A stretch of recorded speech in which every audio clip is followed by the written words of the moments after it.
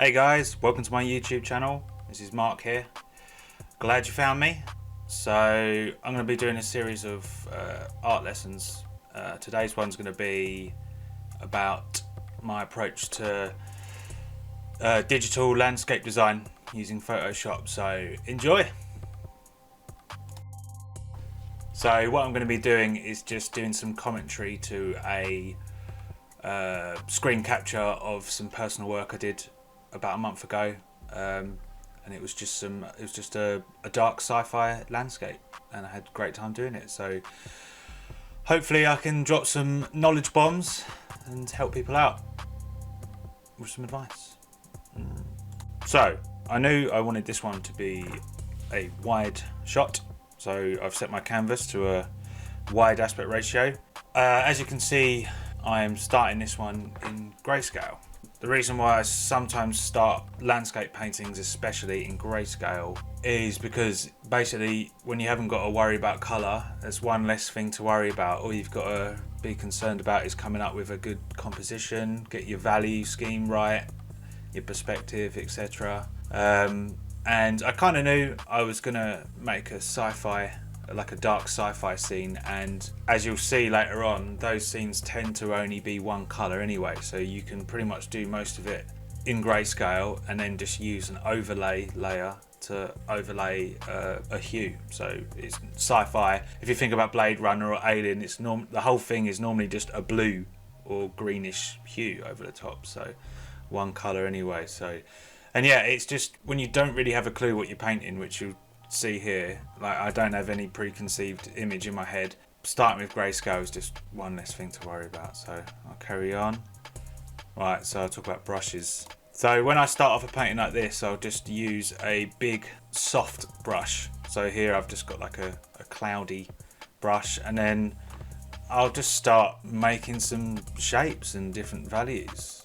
So kind of look at this stage as like when you look at clouds and you can see images in clouds in different shapes. So I'm starting to, basically I'm making my palette look like that. So just big brush strokes, and also you can see I'm using the blur, not the blur tool, the smudge tool, to push around the paint on the canvas as well, just to try and make some like abstract shapes and stuff. So as a rule as well, so my foreground will be dark values, so just dark colours, my shadow, and then as it recedes into the background it will get lighter. You can kind of see that here. So dark, mid-tone, light.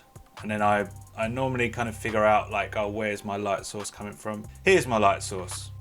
So yeah, so I'm just basically slowly making the shapes that I've already made with those big brushes into more complex shapes. So as the painting goes on, you'll find that your brushes will get smaller and smaller and smaller as the detail starts to build. So yeah, we've established our main light source in the top left there, and then I'm imagining how the light will play with the environment. So a good thing to do is have like a good compositional thing for landscapes is to have everything happening in your mid-ground. So the main source of light on the top there, and then it's shining in the middle. It's emitting some light, some dramatic light in the middle there. Oh, I've just realised I hadn't saved my painting, so I did that now. Benefits of digital art. Yeah, so I like having like a dramatic light source coming in, and it normally ends up in the mid-ground there. So yeah. So here again, I'm just making the shapes I already established earlier with the big brushes into more and more complex shapes, and adding more and more values and lights and shadow. So when you hear me say values, that is basically just light and dark. So high value will be the lightest white, and then a low value will be the darkest dark. And another tip is you never want to use your whitest white or your darkest dark. So on like a scale of like 0 to 10, you only really want to use 1 to 9. Save your 0 value and your 10 value for the accents at the end, like the highlights. So otherwise it will just look too washed out or too dark. So here I'm just using the smudge brush. No, not the smudge brush, the mixer brush what it basically does is simulate you kind of either smudging your thumb across an oil painting or smudging in another colour or value to your painting. So yeah, so I use that a lot just to create some like nice abstract shapes and effects. Wow, the lighting. Go away, son! God damn it, you're ruining my shot.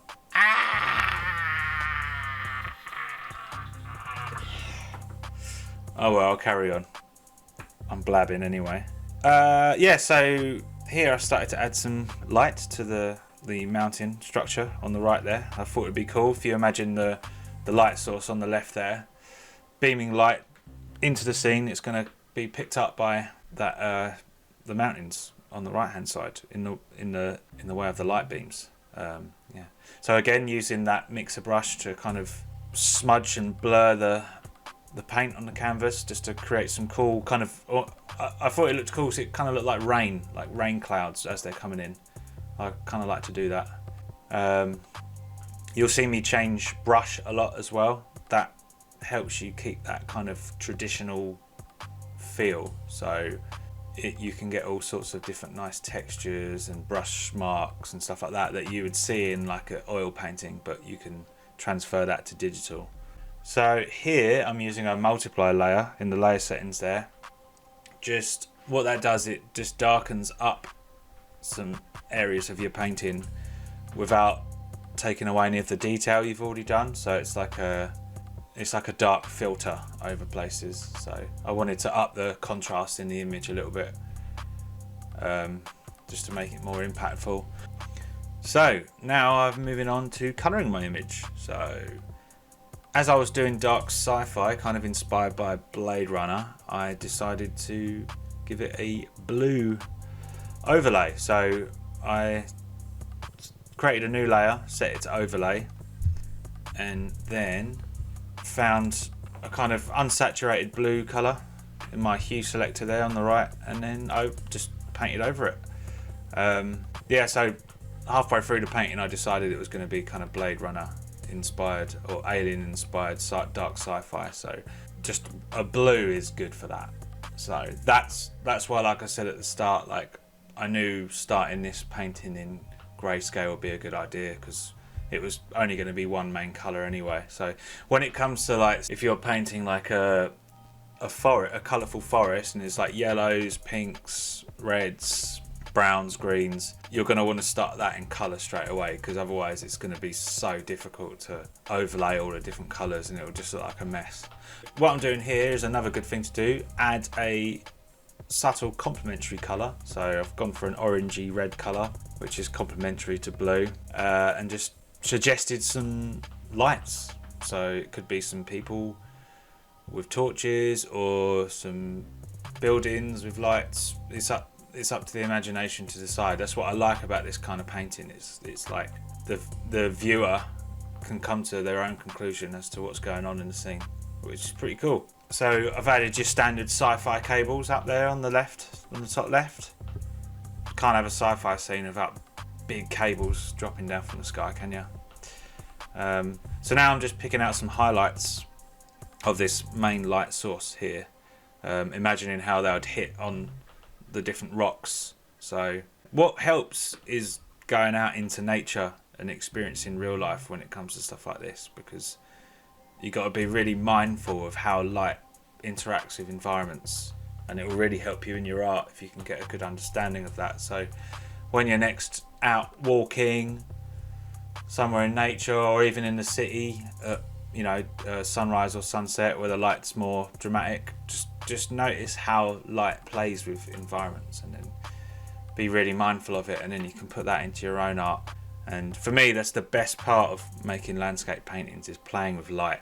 This is where I'm using my accents, like I said earlier. So I'm starting to use not right now, but I was starting to pick out like our 10 on the value scale, like our lightest light, just for some little rim lights, it's called. So the lightest light, like a reflection of like a shiny surface, for example. So I'm using that mixer brush again, just to smudge.